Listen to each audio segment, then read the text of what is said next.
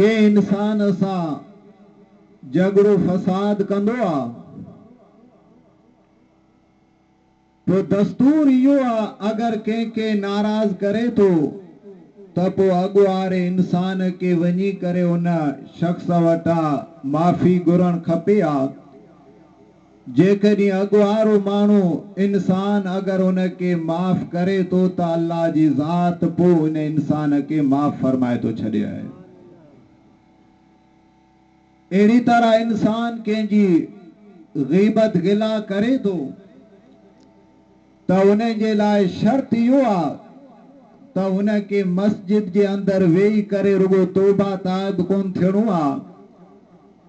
अगर उनखे पंहिंजी इहा ख़ता माफ़ करणी आहे त पोइ इन इंसान जे मथां इहो फर्ज़ थो बणिजे आहे त जंहिंजी ग़ीबत थिए आहे जंहिंजी गिला थिए आहे उन खां वञी करे माफ़ी घुरे त अल्लाह ताला उन बाने खे माफ़ फरमाए थो छॾे आहे ऐं अहिड़ी तरह इंसान अगर अल्लाह जी नाफरमानी करे ऐं रब ज़ुल जलाल जो मुजरिम इंसान बणिजी वञे ख़ताकार बणिजी वञे पियो पोइ भला उन इंसान खे केॾ वञणु खपे ऐं कंहिंखां वञी करे माफ़ी घुरे कंहिंजे पेरनि ते हथ रखे त पोइ अल्लाह उनखे माफ़ फरमाए इंसान सोचींदो आहे त भई आऊं अल्लाह जी नाफरमानी कयां मां गुनाहगार इंसान आहियां त छा उनखे वञी के मस्जिद जे कुंड जे अंदरि वेही करे तौबा ताइब थिए नफ़ल पढ़े अल्लाह माफ़ करे सघे थो या न आया उन इंसान खे वञी करे मस्जिद हराम काबतुल्लाह जे अंदरि बीह करे तौबा ताइब थिए या असां तोखे इहो दर्स मिलंदो आहे त बाबा सब्ज़ अमाम बद ऐं कराची ते हली करे फैज़ान मदीना उन मस्जिद जे अंदरि हली करे कुछ तबलीग कर त मन अल्लाह माफ़ करे या के इंसान खे दुनिया जे मथां इहा तबलीग थींदी आहे त बाबा हल हिकिड़ो रावंड जे अंदरि चिल्लो हण त हो सकता है अल्लाह माफ़ करे लेकिन यादि रख मुस्लमान असां तूं के इंसान जे चवण जे मुताबिक़ खणी केॾ बि वञूं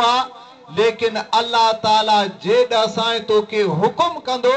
उन रब जे क़ुरान जे मुताबिक़ तूं रस्तो जलींदो त रब ताला तुंहिंजे ख़तान खे माफ़ फरमाए छॾींदो रहंदो आहे पोइ भला अवां आम इंसान जे चवण जे मुताबिक़ अमल कंदा या अल्लाह जे क़ुरान जे चवण ते हलंदा हुआ थोरो ॻाल्हाईंदा हलो यार चओ अल्लाह जे क़ुरान ते जेॾ रब जो क़ुरान असांखे रस्तो ॿुधाईंदो आहे ऐं अल्लाह बि सचो आहे अल्लाह जो क़ुरान बि सचो आहे जे रब ताला जिन रस्ते ते असांखे रवानींदो जिन दर ते असांजो ईमान आहे अल्लाह जो रस्तो सचो रब जो दर सचो आहे पोइ जेको इन दर ते पुॼंदो अल्लाह चओ थो मुंहिंजो वाइदो आहे मां पंहिंजे बाने गुनाहगार खे माफ़ फरमाए छॾींदो आहियां मुंहिंजा अज़ीज़ दोस्तो पंजों सिपारो आहे अल्लाह जो क़ुरान ऐलान पियो करे जॾहिं इंसान गुनाहनि खां भरिजी वञे रब जो मुजरिम थिए अल्लाह ताला पंहिंजे कलाम मुक़द्दस जे अंदरि इरशाद फरमाए थो वलौ अन्नहुम इज़्ज़लमू अनफुसहुम जाऊका अल्लाह फरमाए थो जेकॾहिं मुंहिंजा बाना पंहिंजे जान जे मथां ज़ुल्म कर माना गुनाहनि जा कम करे ॿियल अल्लाह फरमाए थो जाऊका मुंहिंजा महबूबा पोइ इहे तौबा ताइब थियण जे लाइ तो मुहम्मद जे दर ते हलिया अचनि अबा अल्लाह जे क़ुरान ते ईमान आहे या न आहे जाऊका अल्लाह फरमाए तो मुंहिंजा महबूब तुंहिंजे दर ते अचनि या अल्लाह तुंहिंजे महबूब जे दर ते असां गुनाहगार हली आया आहियूं दर ते ॿेई करे छा करियूं अल्लाह ताला जो क़ुरान रब इरशाद फरमाए तो जाऊका फस्तगफिरुल्लाह दर ते ॿेई करे मां अल्लाह नाल सच्ची दिल सा माफ़ी घुरना पोइ माफ़ी घुरण खां बाद में मुंहिंजो रब ऐलान पियो करे वस्तगफर लहुमुर रसूल अल्लाह फरमाए थो तू मोहम्मद उन्हनि जी सिफारिश कर उन्हनि जे लाइ मां रब वटि दुआ घुर जॾहिं तूं मोहम्मद दुआ घुरंदोई तूं मुस्तफ़ा गुनाहगारनि जी मग़फ़िरत तलब कंदोई उन्हनि जी सिफारिश कंदोई अल्लाह फरमाए थो पोइ मां रब खे उहे तौबा ताइब थियण वारो ऐं गफ़ूर रहीम पाईंदा मालूम थियो अल्लाह ताला गुनाहगार जा गुनाह तॾहिं माफ़ कंदो आहे जॾहिं गुनाहगार जे मथां मुहम्मद रसूलुल्लाह जी सिफारिश हुजे इहो आहे अल्लाह जो क़ुरान जेको ऐलान पियो करे अल्लाह चओ थो केॾो बि गुनाहगार हुजे बानू बदकार हुजे रब फरमाए थो जाऊक मुंहिंजा महबूब तुंहिंजे दर ते अचनि मां अल्लाह खां माफ़ी घुरनि तौबा ताइब थियनि पोइ तूं मुस्तफ़ा उन्हनि जी सिफारिश कर त मां अल्लाह उन उम्मत जी माफ़ी तलब करे उन्हनि खे माफ़ फरमाए छॾियां अब अल्लाह जे क़ुरान ते ईमान आहे या कोन्हे को आहे हाणे रब ताला रसूलुल्लाह जे दर ते हाज़िरी पियो ॾाराया पोइ घणा माण्हू चवनि था बाबा इहो उन टेम ते साहबा के हुकुम आहे असूं इन हुकुम में न आहियूं यादि रख रसूलुल्लाह जा साहबी एॾा गुनाहगार कोन हुआ बदकार इंसान कोन हुआ अगर उन्हनि खे सिर्फ़ हुकुम हुजे पोइ क़यामत ताणी रसूलुल्लाह जी गुनाहगार उम्मत काॾे वञे त इन मां मालूम थियो क़यामत ताणी मुहम्मद जे गुनाहगार उम्मतनि खे अल्लाह इहो पैगाम ॾिनो अवां नाउमीद मथो मुंहिंजे महबूब जे दर ते अचो रसूलुल्लाह अवां जे लाइ सिफारिश कंदो त मां रब अवां गुनाहगारनि जा गुनाह माफ़ फरमाए छॾींदोसि तॾहिं मुंहिंजे महबूब अलैहिस्सलातु वस्सलाम जी हदीस पाक नबी पाक फरमाइनि था हयाती खैरुल लकुम व ममाती खैरुल लकुम अल्लाह जो महबूब फरमाइनि था मुंहिंजी ज़ाहिरी ज़िंदगी हयाती बि अवां उम्मत जे लाइ बहितर आहे पर जेकॾहिं मां मुस्तफ़ा क़ब्र अनवर में वेंदोसि दुनिया खां पर्दो मटाए वेंदोसि अल्लाह जो महबूब फरमाइनि था मुंहिंजो विसाल बि मुंहिंजे उम्मत जे लाइ बहितर आहे साहबाए किराम अर्ज़ कयो या रसूल अल्लाह ज़ाहिरी ज़िंदगी असांजे अॻे तां मौजूद आयो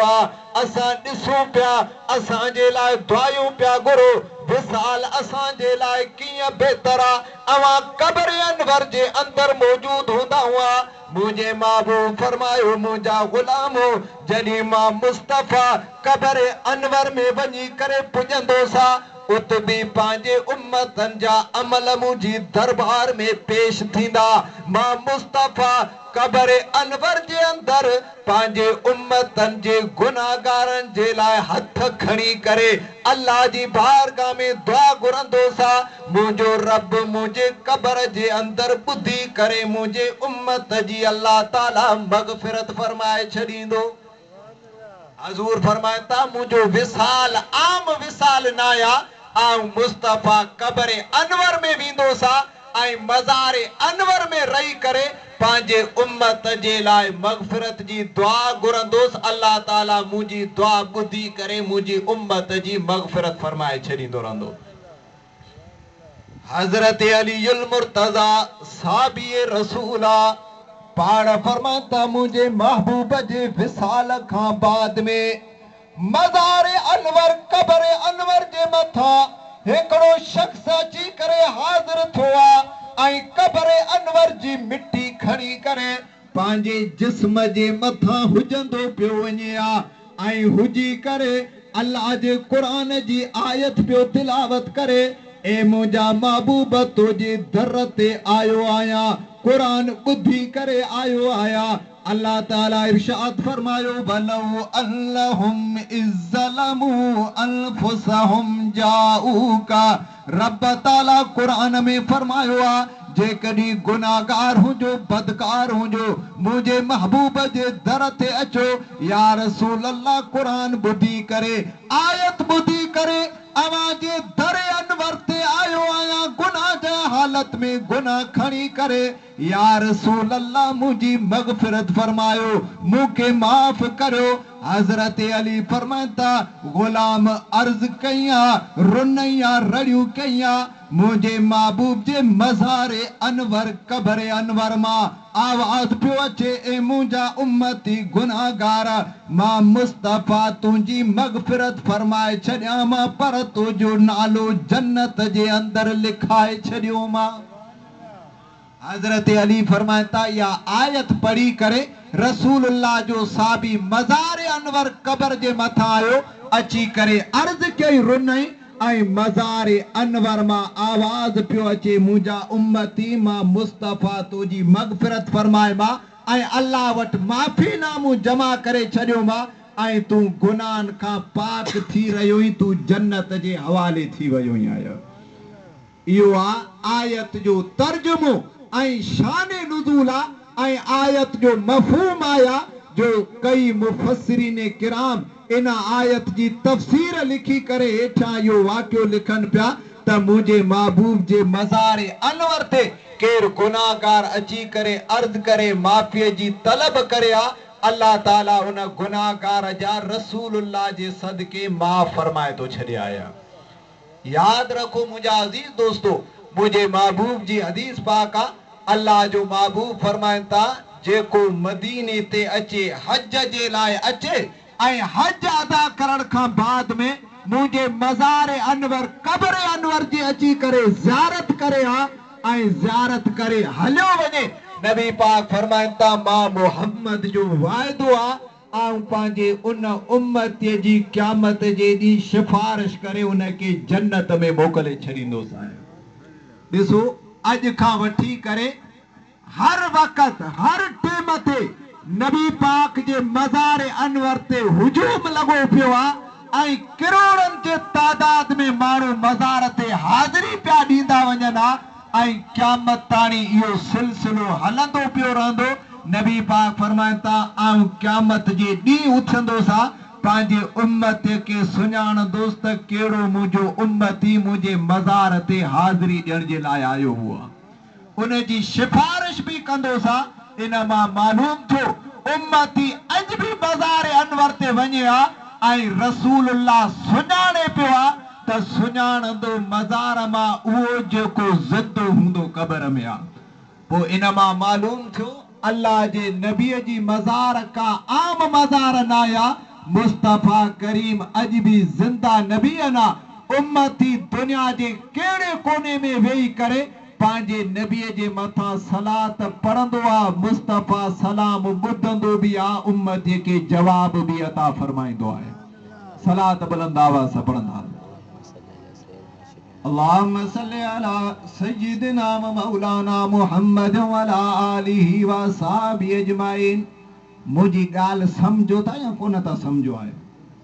अलाए हिकिड़ो त लोड बि घणा, वरी जनरेटर जो आवाज़ बि मथां ई मथां अचे पियो आहे, पोइ अलाए मुंहिंजो आवाज़ सम्झो था या कोन था सम्झो आहे? बुध मुंहिंजे महबूब जी हदीस पाक आहे, नबी पाक फरमाइनि था इमाम मुस्लिम इन हदीस के सही करार ॾिनो आहे। नबी पाक अलैहिस्सलातु वस्सलाम इरशाद फरमाइनि था जेमल मां मोहम्मद मेराज वारी रात आऊं मोहम्मद मस्जिद अक्सा खां हाज़िरी ॾेई करे जॾहिं पंहिंजे रब जे दीदार जे लाइ आसमान ते सफ़र शुरू कयामना, नबी पाक फरमाइनि था मुंहिंजो सवारीअ जी बुराक जिब्रील जे हथ में आहे ऐं जिब्रील जी स्पीड केॾी आहे। नबी पाक फरमाइनि था जित घोड़े जी उन जिब्रील जी उन घोड़े जी नज़र कम कंदी आहे, इत जिब्रील जी पहिरीं विख पुॼी करे इतां अध आसमान मां उन जो सफ़र पार थी वेंदो आहे। अबा इंसान जी नज़र केॾो कम कंदी आहे, जित जिब्रील जित घोड़े जी नज़र पई कम करे आहे, इत वञी करे घोड़ो हिकिड़ी विख खणंदो आहे त ॿी विख पुॼंदो आहे, एॾी उन जी स्पीड आहे। नबी पाक फरमाइनि था मेराज वारी रात आऊं अल्लाह जी तरफ़ सफ़र पियो करियां, अचानक मां मोहम्मद हिकिड़े क़ब्रस्तान खां गुज़रियो आहियां। आई कब्रस्तान भी के मामूली इंसानन जो कब्र नाया अल्लाह जे वलियन नेकन जी नबियन जी कब्र इनन कब्रन जे अंदर एकड़ो अल्लाह जो नबी मूसा कलीमुल्लाह जी भी कब्र भी आ रस्ते खा वञा पियो आई गुदरियो आया दिसा तब हुआ काइम युसल्ली फी कब्र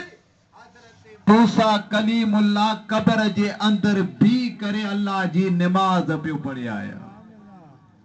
अब रसूलुल्लाह जी ज़बान ते ईमान आया ना आया वॾी आवाज़ सां जो पाण फरमाता मूसा कलीमुल्लाह के मां ॾिठो मां कब्र जे अंदर बीठो आ मेराज वारी रात आई भी करे अल्लाह जी नमाज पियो पढ़े आई मूसा कलीमुल्लाह रसूलुल्लाह जे पैदाश का कई 100 साल पहिरीं विसाल करे हुआ कब्र जे अंदर पुगो आई मोहम्मद जो तो मेराज वारी रात वञा पियो आई मुंहिंजी नज़र उन कब्रस्तान ते पुगी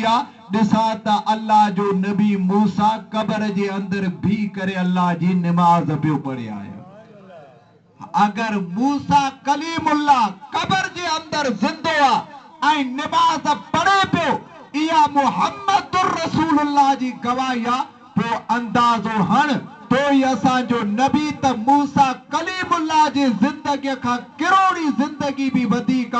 पो अंदाज़ो हण त मुस्तफा जो मज़ार जे अंदर केडो मकाम केडो मर्तबो हुंदो रहंदो आहे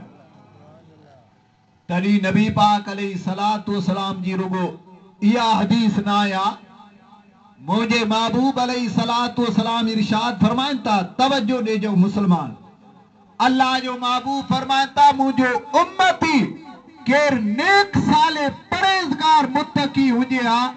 इहो अगर दुनिया के छड़े तो वने कब्र जे अंदर वनी करे पुजे तो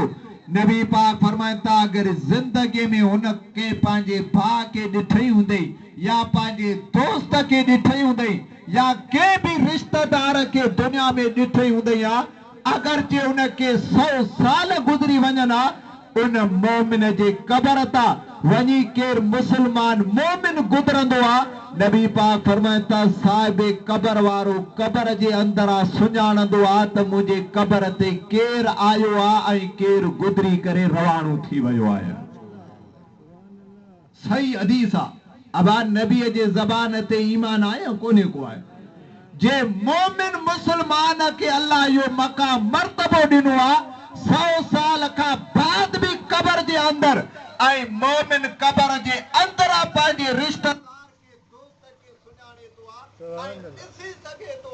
वो अंदाजो हण जिन नबी मोहम्मद जे उम्मती जो यो मकाम मर्तबो वो उन नबी जो केडो शान हुंदो मज़ार जे अंदर केडो मकाम मर्तबो